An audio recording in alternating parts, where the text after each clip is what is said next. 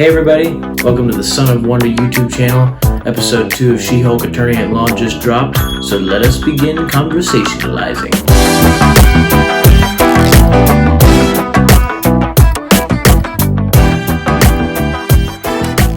Okay, so right off the bat with this episode, the tone it's a lot more goofy. Maybe not the tone, but just the general episode is just a lot goofier than the first one. And I gotta be honest with you guys, this was a bit of a, first one I could tell some quality. I could tell some writing that I thought was pretty good.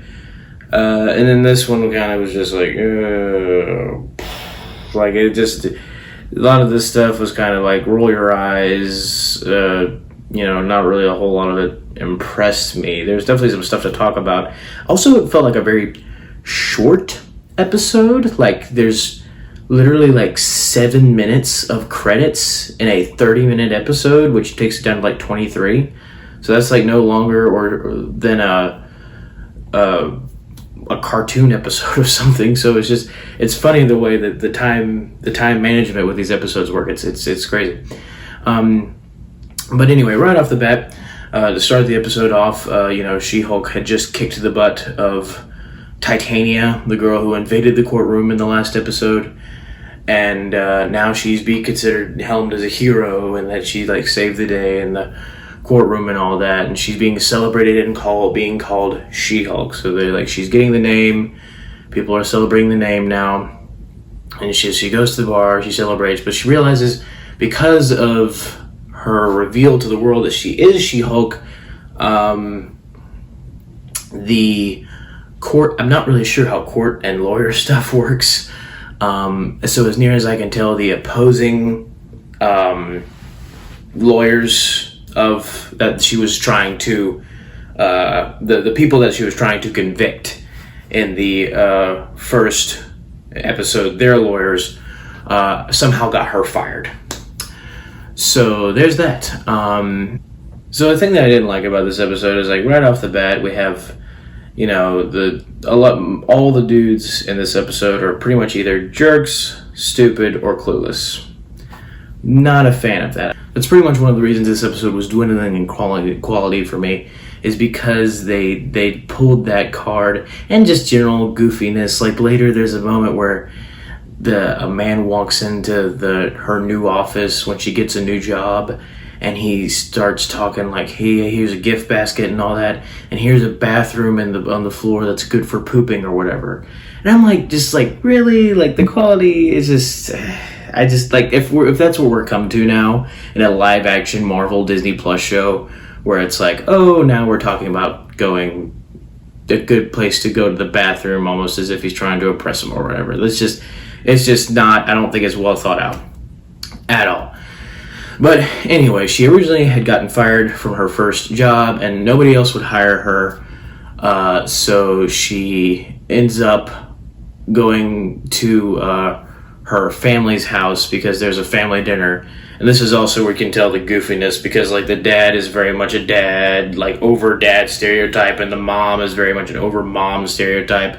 It's one of those, the family's trying not to talk about the fact that she got fired, but they're also bringing up cool stuff that they did. And you also have one of the, I don't know if it's a brother or whatever, or a cousin who's talking about he's a manager now, and just, it just seems overblown, it's just over the top, overdone, if you will, the making men look out to be stupid, and then also just the goofiness in general is just over the top. Now, I will say, there is a very fun detail in this. I have not looked this up to clarify with you guys, but I am almost certain that the father of Jennifer Walters is, if any of you are familiar with the sitcom Perfect Strangers, there was the two main characters, Larry and Balky. And the man who played Larry, I do not remember his name off the top of my head, but I am almost certain that is who that is. And that's a fun Easter egg for me because me and my mom love watching that show. So it's not really an Easter egg. It's just funny that he's in that. So moving on, there's like a moment where he like brings her into the room or whatever just to talk to her. And she just starts talking about, how she's like trying to figure out being a Hulk and whatnot. But it doesn't really feel like a lot of stuff even comes out of that scene. I mean, again, it just feels like a short episode.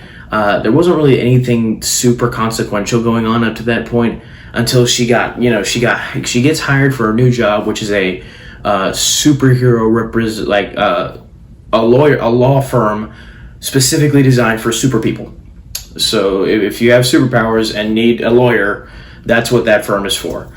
And so come to find out, the first client she has to represent is Emil Blonsky, and if she doesn't represent him, she doesn't have a job. And so here's where it gets to the long-awaited revitalization of a movie that a lot of people don't think is even in the MCU, which it is the for long-awaited storylines from the Edward Norton Hulk movie back in 2009. Like I said in my last video, I love that movie. I think it's great. I think it's awesome. I think it treats the Hulk exactly like it treats the Hulk. I think Abomination is really cool in that one, and like the stories and different things, I just think is really awesome. I love how they incorporate the super soldier serum, all that. And so she gets into the room and she starts talking to him, and right off the bat, I feel like they mention Harlem. They mention the fight in Harlem where Hulk is like, when Hulk actually got to fight Blonsky in Harlem. And, obviously she has reservations about helping and representing this guy because he tried to kill her cousin, Bruce Banner. There's two ways it could be going here. And based on something that happens later in the episode, my theory is probably confirmed, is the entire spiel that Blonsky gives about he was hired by the American government to take down a threat in the Hulk, and none of it was really his fault, or none of it was really his true motivation. We know all that is bull mess because it's clear in the Edward Norton Hulk that he just wants power. He just wants to be as strong as the Hulk, and he's very serious about it.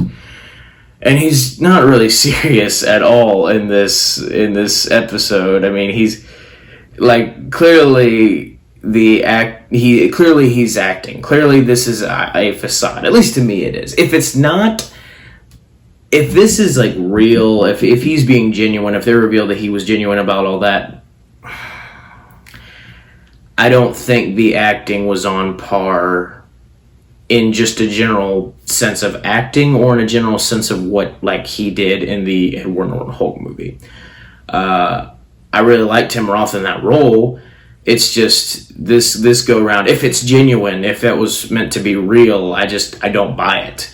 And I think it's so noticeably fake that it's weird for what should be a good lawyer like Jennifer Walters to fall for that same what I believe is a facade. And so just in just a general sense, something seems off, and it does seem like that is, even more confirmed later in the episode. Now we start getting into like Hulk's perspective on things, which is very kind of just blown through. Jennifer Walters still has reservations about representing Blonsky in the trial, so she calls Professor Hulk, Smart Hulk, if you will. And she tells him about like, hey, I gotta represent Blonsky in the trial. It's the only way they'll let me keep the job. What do you think? And he essentially says that Blonsky wrote him a letter years ago, like a heartfelt apology. And I realize that a lot of you probably did not watch Edward Norton Hulk a whole lot, may have only seen it once, maybe haven't seen it at all. Maybe you have seen it and think it's crap, so you don't really care about any of the storylines in it. Truthfully, every time I watch that movie, I have no idea what movie other people are watching because I always think I'm watching an incredible Hulk movie and a really awesome superhero movie. So I respect it, and I wish for those story points to continue.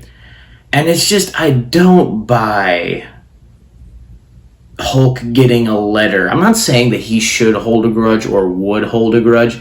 I'm just saying the way they treated it was very like, oh, I just got a letter, so it's cool, and we're just like, we're kind of like, we're all in great terms now.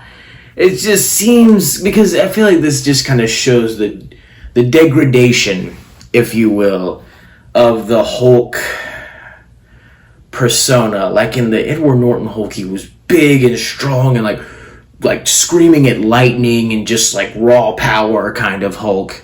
Like, they've talked about a lot about World War Hulk movie, which we'll get to that later. There might be stuff about that. So, you just have this monster Hulk in the original film, and it's awesome. And then, we still keep Monster Hulk for the first two Avengers movies.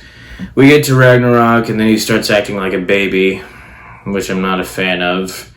And then we get to Infinity War, he's not even the Hulk. And then we get to Endgame, and he's Professor Hulk. Now, I have never been a fan of Professor Hulk. I prefer Hulk smash more than I prefer Hulk solve stuff. Hulk make a weird version of time travel that doesn't even work, and Tony has to do it.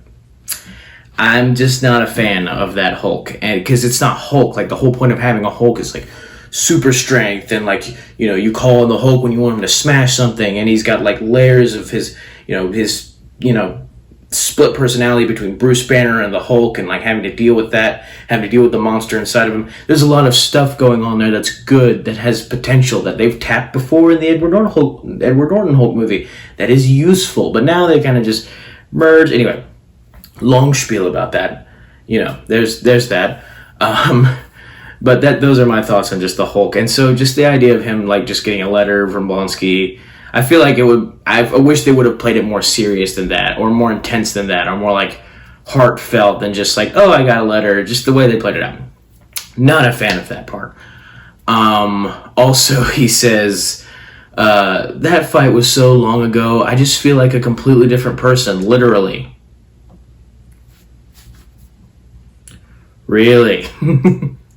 That is a total reference to the fact that, I mean, obviously it's a thing that's like, oh, I feel like a completely different person now. It's because you're Mark Ruffalo and not Edward Norton. It's like one of those things. It's like, it's such an on the nose meta joke that it's almost like, okay, we could have done without like that much on the noseness of this conversation. Like, okay, that's pushing it. But long story short, he's like, okay, yeah, it's fine, it's cool. He sent me a letter, it's great. We're best friends now. He doesn't actually say that, but I'm exaggerating. And so anyway, she's like, yeah, okay, I'll get the job, because she pretty much just called him to say I'm getting the job, regardless of what you think or not. And this is the part that arguably was the most interesting scene in the episode, which is like lasted for 2 seconds. Shows you the quality of the episode. Is she asks him, hey, are you stopping by LA this week, or this weekend, or whatever, this week? And he's like, oh, probably not. I got some stuff I need to do. And it pans out, and he's in the ship that caused the car wreck in the first episode. He's in the Grandmaster party ship, which probably isn't the same party ship because it's got a different color scheme. I didn't realize that last video. But he's in that same ship, and he's like going off into space. So that, just 2 seconds, it shows how like little time you need to blow somebody's mind. That 2 seconds raises like a fathillion questions. It's like, okay, first of all, why didn't you tell anyone that you're going out in space, Bruce?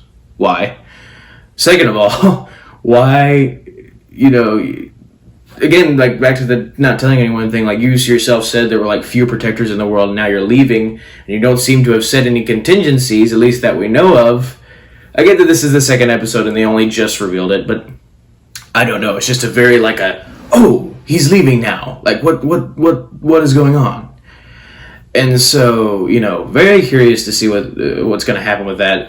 I mentioned World War Hulk a while ago, and there have been several rumors and theories of that there's going to be a World War Hulk movie, and either phase 5 or 6, considering they've already released what is supposedly all the slate, like everything in phase 5. I have a feeling that phase 6 has the most likely chance of containing a World War Hulk film. Which this is likely what that's leading to. How that story is going to play out, given with like it being a Sakaran ship and all that, no idea. But it is a very interesting plot point that I do look forward to knowing more about later. I hope they reveal either right after the show has finished or during the show that yes, the World War Hulk movie is coming, and yes, we're going to explain all that stuff about him flying away in the ship. Very interesting plot point.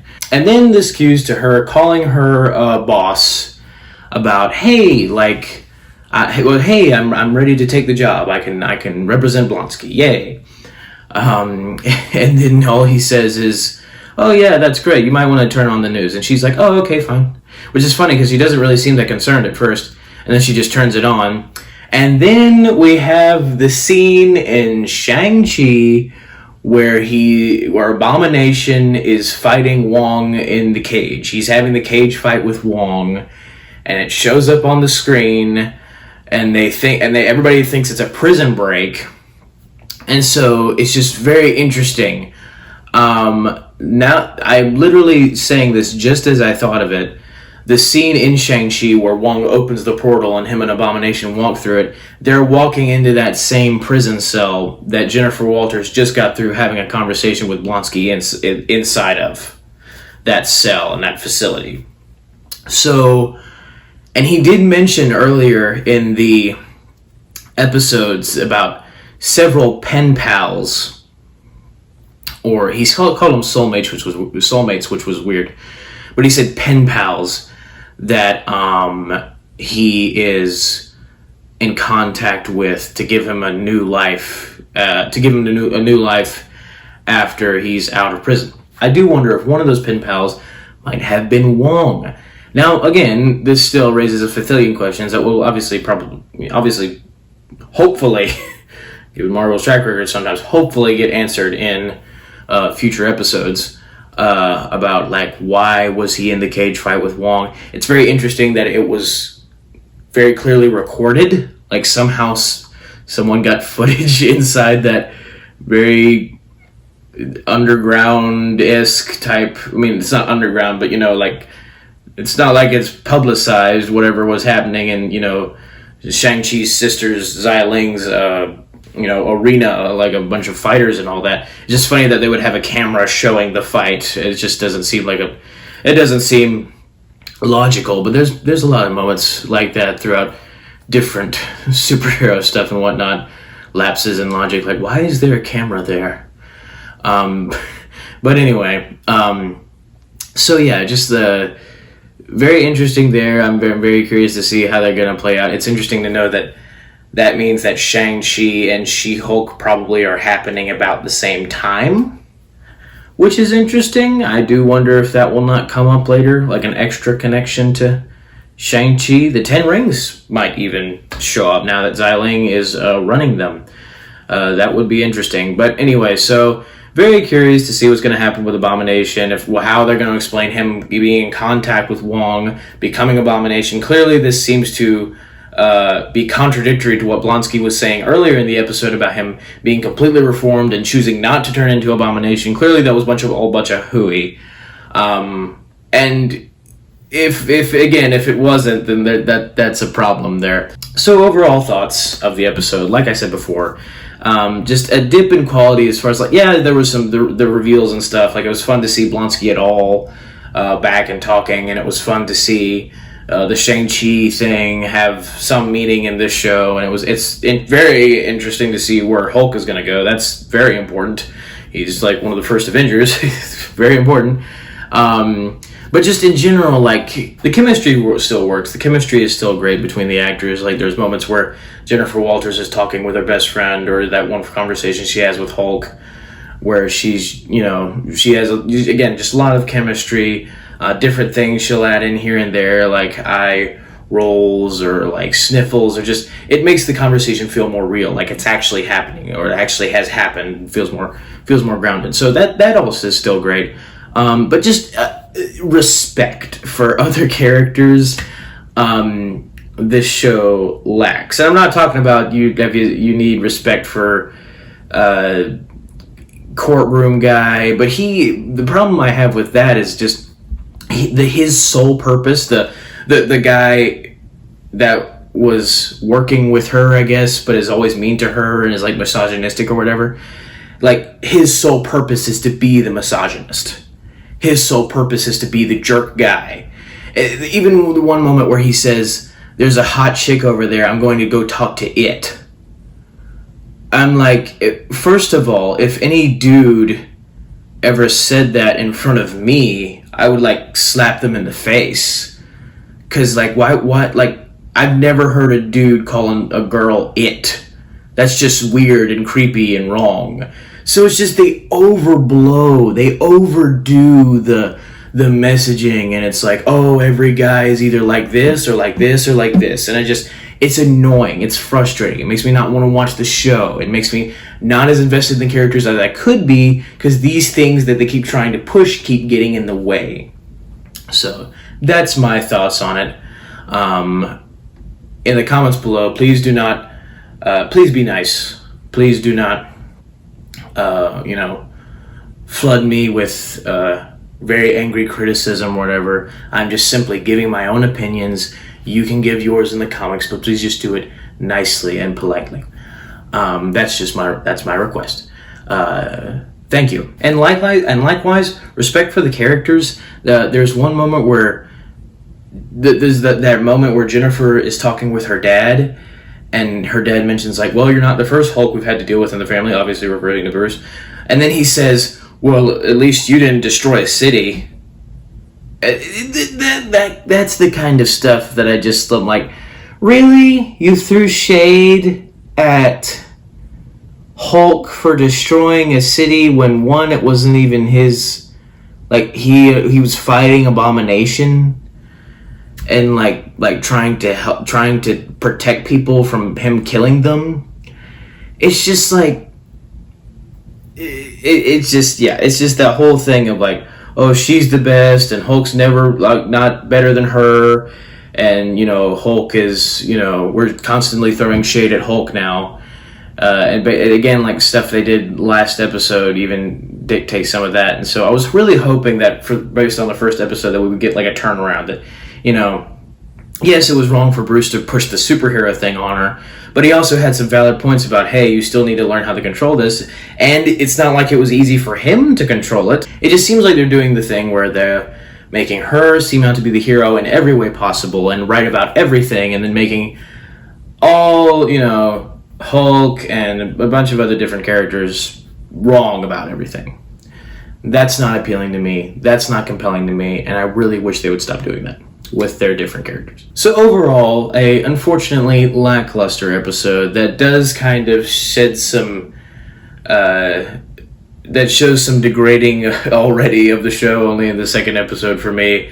Doesn't convey a good message for the future episodes, the tones that they're going to have and the stuff that they're going to do. I still hope for the best, and I still will continue to watch it, and I still will continue to make reviews for you guys. But so far, I'm just kind of meh. I feel like now it's kind of a less positive, because it was right here, but now it's kind of just sifted here. There's still a lot of potential in there with the different characters and the arcs, and obviously a bunch of different fun things to learn.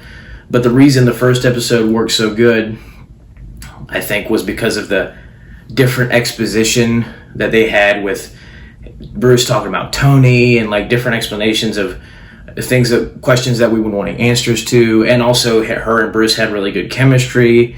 But now that he wasn't featured nearly as prominently in this episode, it was only like one scene, now it's kind of shows like, oh, this is kind of the tone we're going for the rest of the episode. So I'm gonna be cautious. I'm gonna, head on my swivel. Don't expect anything spectacular, but I will still hope for the best, and I will still hope that it will turn itself around back at the end. So, thank you guys for watching my Son of Wanda Episode 2 She-Hulk Attorney at Law review. I will see you next time. Don't forget to hit the subscribe button, the button that, subscribes to things, and don't forget to hit the bell for notifications when I post a new video. Thank you guys so much for watching. May the Lord be with you. Have a blessed day, and goodbye.